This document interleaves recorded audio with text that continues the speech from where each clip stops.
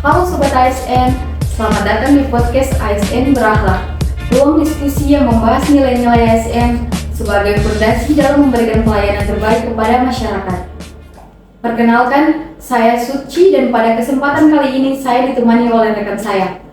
Halo, saya Norma Sibarani, saya auditor audit pertama dari Inspektorat Kabupaten Kepulauan Aru.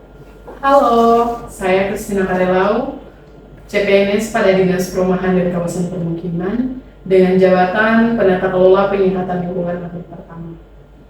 Saya Jota, auditor terampil pada Inspektorat Kabupaten Kepulauan Aru.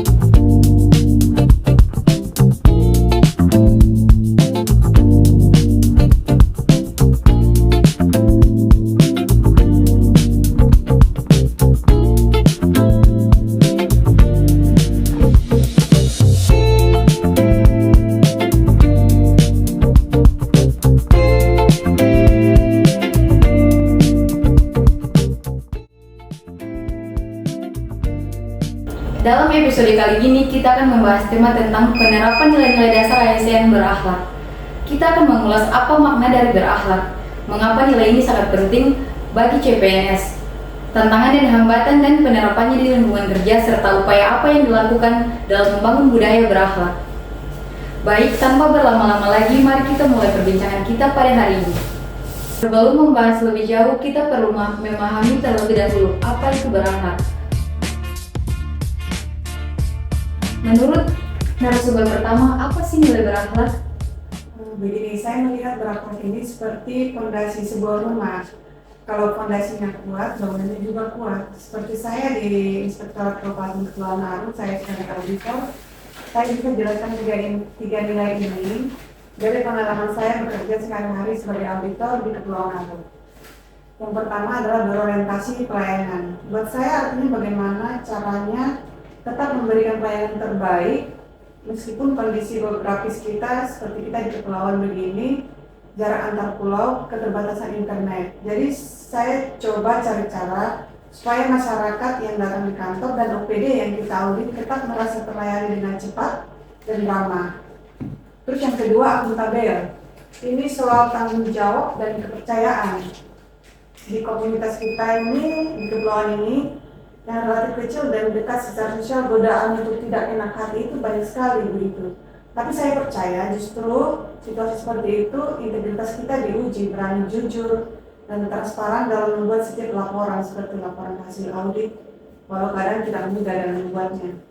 Terus yang ketiga ini kompeten. Kompeten ini tentang terus belajar dan berkembang meskipun akses terbatas begitu. Saya coba memanfaatkan apa yang ada, belajar mandiri, pelatihan daring, sampai membangun sistem manajemen dokumen, sistem digital sendiri. Namanya Sipdok Aru, supaya kualitas kerja saya tak bisa bersaing meski dari pulau terpencil seperti kita ini. Jadi menurut saya ketiga nilai ini saling terkait begitu. Terima kasih atas penjelasannya Ibu Norma. Selanjutnya menurut narasumber kedua, sebagai penata kelola penyadaran lingkungan nih pada Dinas Parkim Kabupaten Kepulauan Aru, bagaimana penerapan nilai berakhlak dalam melaksanakan tugas sehari-hari? Ya, terima kasih, pertanyaan yang sangat menarik. Kalau saya selaku penata kelola penyihatan lingkungan audit pertama pada Dinas Perumahan, penerapan nilai berakhlak yang saya lakukan itu contohnya menggunakan website Sibaru dalam proses memberikan layanan bantuan perumahan kepada masyarakat. Itu merupakan salah satu nilai berakhlak, yaitu adaptif. Yang kedua, saya berkolaborasi dengan kecamatan, RT RW, kelurahan dan bahkan masyarakat dalam meningkatkan penyihatan lingkungan. Artinya itu saya sudah menerapkan nilai berakhlak yang disebut dengan kolaboratif. Itu saja. Terima kasih. Selanjutnya, menurut Bapak Jota sebagai auditor terampil, bagaimana sih penerapan nilai berakhlak dalam melaksanakan Bapak Jota sebagai auditor tersebut? Ya, dalam tugas saya sebagai auditor inspektorat, nilai-nilai berakhlak yang saya terapkan dalam pekerjaan saya harmonis dalam melakukan pekerjaan saya, yaitu menghargai perbedaan dan menciptakan lingkungan kerja yang kondusif. Contohnya seperti saya berkomunikasi secara sopan dengan audit dan auditi, Juga saya loyal dalam berdedikasi kepada bangsa dan negara dan organisasi. Itu seperti menjaga kerahasiaan dokumen audit dan mematuhi arahan pimpinan. Nah, pada praktiknya penerapan berakhlak tentu tidak selalu mudah. Tapi ada beberapa tantangan yang sering dihadapi. Menurut teman-teman nih, apa tantangan terbesar kalian dalam menerapkan nilai-nilai dasar berakhlak ini pada kehidupan sehari-harinya? Kalau saya, tantangan pertama adalah itu rasa sungkan. Karena kita masih baru, kadang punya ide tapi masih berpikir, nanti saja. Jadi, saya masih CPNS kok. Padahal inovasi itu tidak melihat status. Nah, saya pernah mendengar kalimat seperti ini. Di sini dari dulu memang sudah begini. Pernah dengar? Wah, kalau kalimat ini saya pribadi sering mendengarnya. Kalimat ini kadang menjadi penghambat perubahan. Padahal dunia terus berubah. Teknologi berkembang, harapan masyarakat meningkat. Kalau kita selaku ASN tidak ikut berubah, pelayanan juga akan tetap tertinggal. Disinilah nilai adaptif kita selaku ASN diuji. Setuju, berarti tantangannya bukan hanya teknologi ya, tetapi juga pola pikir. Bagaimana menurut narasumber yang pertama? Saya tambahkan lagi ya. Kadang kita terlalu fokus pada kerjaan kita sendiri, akhirnya muncul ego sektoral begitu. Padahal masyarakat tidak peduli siapa yang salah. Yang mereka inginkan hanyalah pelayanan selesai. Kalau antar bidang tidak mau kerjasama, ya masyarakat juga yang dirugikan. Oke, sekarang kita coba simulasi nih. Misalnya ada masyarakat datang meminta pelayanan. Proses sebenarnya itu hanya berjalan seharusnya 15 menit. Tetapi karena pegawainya sibuk mengobrol, masyarakat tersebut harus menunggu sekitar 1 jam. Menurut teman-teman, apa sih nilai berakhlak yang dilanggar oleh pegawai tersebut? Kalau menurut saya, yang pertama adalah berorientasi pelayanan.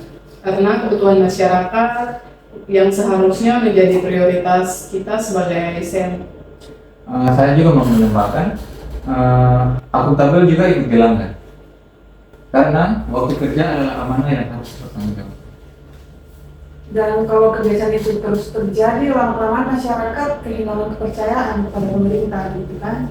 Padahal membangun kepercayaan membutuhkan waktu yang lama, tapi merusaknya hanya butuh satu pelayanan yang buruk itu tadi begitu.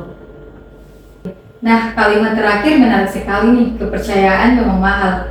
Terus saya juga punya pertanyaan terakhir, upaya apa yang dilakukan rekan-rekan sekalian sebagai CPNS dalam menerapkan nilai berakhlak? Mungkin bisa dimulai dari Bapak Jota dulu.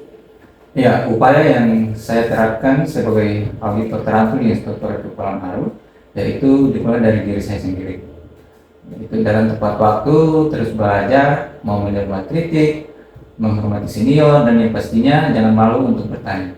Karena perubahan besar itu dimulai dari kebiasaan-kebiasaan kita yang kecil. Wah, menarik sekali nih. Mungkin ada tambahan dari Ibu kita sebagai auditor yang pertama. Begini, saya juga percaya satu hal. Menjadi CPNS bukan berarti hanya belajar menerima perintah begitu, tapi juga belajar memberikan solusi. Kalau melihat pekerjaan bisa dibuat lebih mudah, sampaikan dengan cara yang baik. Itulah semangat adaptif. Selanjutnya dari Ibu Christine mungkin ada yang ditambahkan? Ya, saya setuju dengan pendapat kedua rekan. Dan jangan lupa ya, untuk menjaga integritas. Kompetensi bisa dipelajari, teknologi bisa dikuasai, tetapi kalau integritas kita selaku ASN hilang, semuanya menjadi sia-sia. ASN harus menjadi orang yang dipercaya, bukan hanya orang yang pintar. Terima kasih tambahannya Ibu Christine. Mungkin dari obrolan kita pada hari ini kita belajar bahwa berakhlak bukan sekedar 7 kata, yaitu dari orientasi pelayanan, akuntabel, kompeten, harmonis, loyal, adaptif, dan kolaboratif. Tetapi berakhlak adalah kompas moral bagi setiap ASN dalam melayani masyarakat. Tantangan pasti ada, mulai dari budaya kerja lama, perkembangan teknologi, ego sektoral, dan hingga rasa sungkan sebagai CPNS.